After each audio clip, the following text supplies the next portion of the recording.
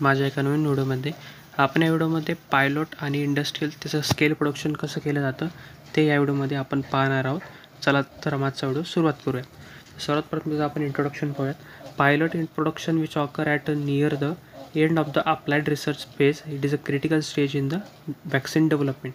आणि जे काही पायलट प्रोडक्शन वगैरे असतं ते अप्लाइड रिसर्च फेजमध्ये जी काही एंड स्टेज असते त्याच्यामध्ये असतं. आणि जी स्टेज असते ती वॅक्सिन डेव्हलपमेंटमध्ये खूप क्रिटिकल मानली जाते.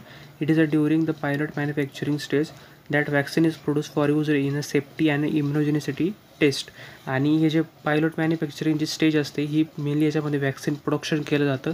आणि ही जी पायलट मॅन्युफॅक्चरिंग जी वॅक्सिन असते ते मेनली कशासाठी यूज केली जाते, ते किती प्रमाणामध्ये सेफ्टी आहे त्या एखाद्या पर्सनसाठी आणि किंवा एखाद्या इंडिव्हिज्युअलसाठी किंवा त्या ॲनिमल्सवरती किंवा ते इम्युनोजेनिसिटी टेस्टिंग त्याची नंतर मग आणि त्याची इम्युनोजेनिसिटी टेस्टिंग वगैरे केल्या जातात. त्याच्यामध्ये बऱ्याचशा टेस्ट येतात.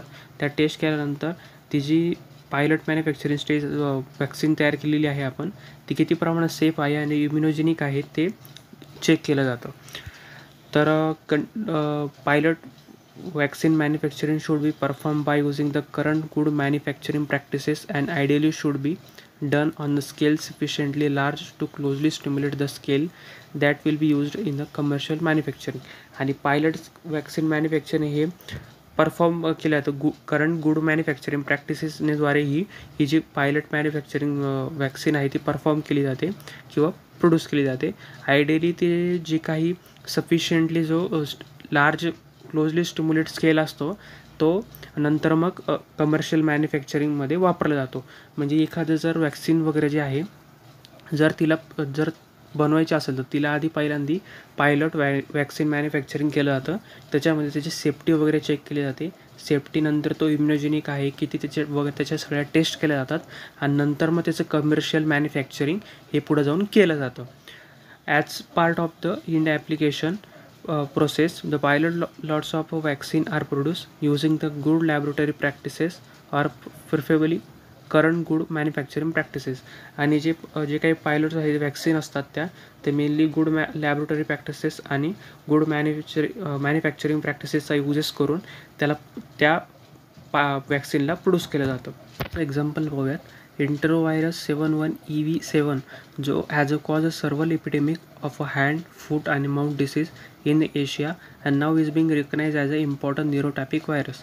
आणि जो काही इटेरोव्हायरस जो आहे तो जे हात त्याच्यानंतर पायावरती आणि काही माऊथवरती जे काही सर्वल इन्फेक्शन वगैरे घडून आणत होता तर एशियामध्ये सगळ्यात जास्त हा डिसीज घडून येत होता. आणि त्याच्यावर आणि तो मेनली न्यूरोटायपिक व्हायरस आहे जो इंटेरोव्हायरस आहे. म्हणजे न्यूरोटायपिक त्याच्या शब्दातच आहे म्हणजे की नर्वल सिस्टमला जो अटॅक करतो किंवा इन्फेक्ट करतो अशा व्हायरसला आपण न्यूरोटायपिक व्हायरस म्हणतो.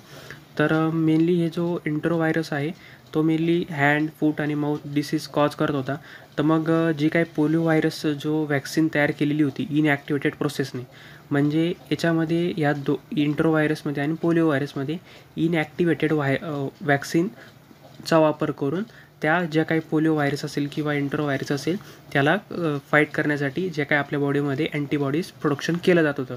तर इनॲक्टिवेटेड वॅक्सिन म्हणजे काय, तर त्याच्यामध्ये मेनली जे काही व्हायरसचा जो पार्ट असतो किंवा व्हायरस असतो डायरेक्ट त्याला इनॲक्टिव्ह केलं जातं, त्याला डेड केलं जातं विथ दी हेल्प ऑफ फॉर्मुलिन. आणि फॉर्मुलिनच्या काही ट्रीटमेंट करून त्याच्यावरती नंतर त्याला इनॲक्टिवेट केलं जातं आणि त्याची वॅक्सिन ही तयार करून काही त्याच्यात अजून कंपोजिशन टाकून ॲडज्युएंट वगैरे किंवा एक्सपिएंट वगैरे जे काय असतं त्यात टाकून मग त्यांनी वॅक्सिन तयार केली होती. आणि नंतर ती जे काही पर्सन वगैरे असेल पॉप्युलेशन वगैरे असेल त्यांना ती इंजेक्शनद्वारे ती दिली होती. त्याच्यामुळे जर इन फ्युचर त्यांना जर तो हवा आहे ज्यांना झालेलं नाही तर इन फ्युचर जर होण्यापासून ते वाचवण्यासाठी जे पोलिओ व्हायरस दिली जाते लहान मुलांना ती पोलिओ व्हायरस दिली जाते त्याच्यामध्ये इनॲक्टिवेटेड व्हायरस हा टाकलेला असतो. आणि याच्यामध्ये पण त्यांनी कसं केलं इंटेरोव्हायरससाठी, मग जर पोलिओ व्हायरस एवढं सक्सेस झालेलं आहे तर मग त्यांनी काय केलं, जे केमिकली इनॲक्टिवेटेड जो इंटेरोव्हायरस होता त्याची वॅक्सिन तयार केली. आणि वॅक्सिन तयार केल्यानंतर ती डेव्हलप केली आणि ती सध्याला आता ह्युमन पेज क्लिनिकल ट्रायल म्हणजे जे काही फेजेस वगैरे असतात, जे काही ड्रग्स वगैरे ते तयार करतात एखादी कंपनी त्याला बऱ्याचशा स्टेजेस म्हणून जावं लागतं. पहिल्यांदा असते प्री क्लिनिकल ट्रायल्स, त्याच्यानंतर क्लिनिकल ट्रायल्स, नंतर ते त्याच्यावरती सगळं एक्झामाईन केलं जातं. एखाद्या ऑथॉरिटीकडे जातं. ते ऑथॉरिटीकडे गेल्यानंतर मग त्याच्यावरती ह्युमन फेज चालू होतात.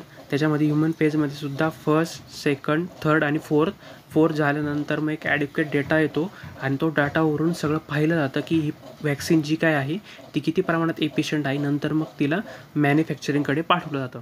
तर ही सध्याला जी काही एंट्रोव्हायरसची जी वॅक्सिन आहे ती म्हणजे इनॲक्टिवेट जो व्हायरस त्याच्यामध्ये टाकला होता आणि त्याच्यापासून जी वॅक्सिन तयार केलेली आहे ती सध्याला तिचा आता ह्युमन फेज 1 क्लिनिकल ट्रायल सध्याला चालू आहे.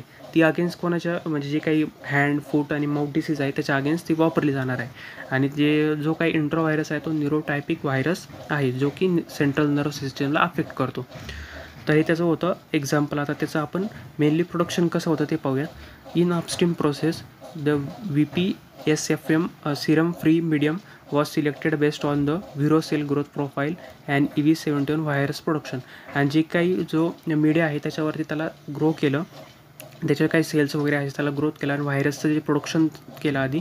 नंतर a combination of gel filtration, liquid chromatography and और sucrose gradient ultracentrifugation, downstream purification process were investigated at a pilot scale for 40 litre each.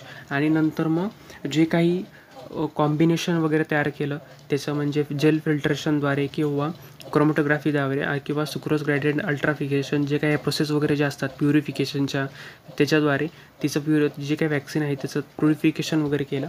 आणि त्याच्यानंतर जे इन्व्हेस्टिगेट केलं ते पायलट स्केलला 40 लिटर पर इचला ते जी वॅक्सिन आहे ती त्यांनी इन्व्हेस्टिगेट केली. त्याच्यानंतर the best virus inactivation was found to be 0.025% formalin treatment at 37 degree Celsius for 3 to 6 days. मी मगाशीच तुम्हाला सांगितलं जे काही इनॲक्टिवेशन जे व्हायरस केलं जातं त्याच्यासोबत त्या फॉर्म्युलिनसोबत त्याला ट्रीट केलं जातं नंतर आणि त्याला इनॲक्टिवेट केलं जातं जे काही व्हायरसला. तर 37 डिग्री सेल्सिअसला 3 ते 6 दिवस ते ठेवलं जातं. The formalin inactivated virion vaccine candidate was found to be stable for 18 months at a 4 degree Celsius and microgram of viral protein formulated with alum adjuvant. आणि जे काही फॉर्म्युलिन इनॲक्टिवेटेड वॅक्सिन होती ती 18 महिने ती स्टेबल राहते 4 डिग्री सेल्सिअसला मिलीग्राममध्ये. काय त्यात व्हायरल प्रोटीन आपण टाकलेले आहे, फॉर्म्युलेट केले आहे आणि काही ॲडज्युएंटचा वापर करून ॲल्युमिनियम साल्ट हे जे काही ॲडज्युएंट आहे त्याचा वापर करून मग ती आपण स्टेबल ठेवू शकतो 18 महिन्यांपर्यंत.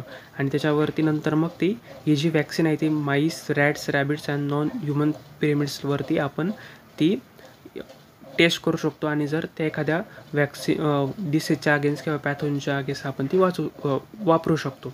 तर हे होतं त्याचं प्रोडक्शन.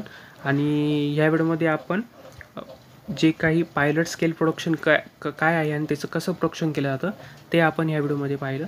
जर तुम्हाला माझा व्हिडिओ आवडला असेल नक्की लाईक करा, शेअर करा आणि सबस्क्राईब करायला विसरू नका. चला भेटूया पुढच्या व्हिडिओमध्ये.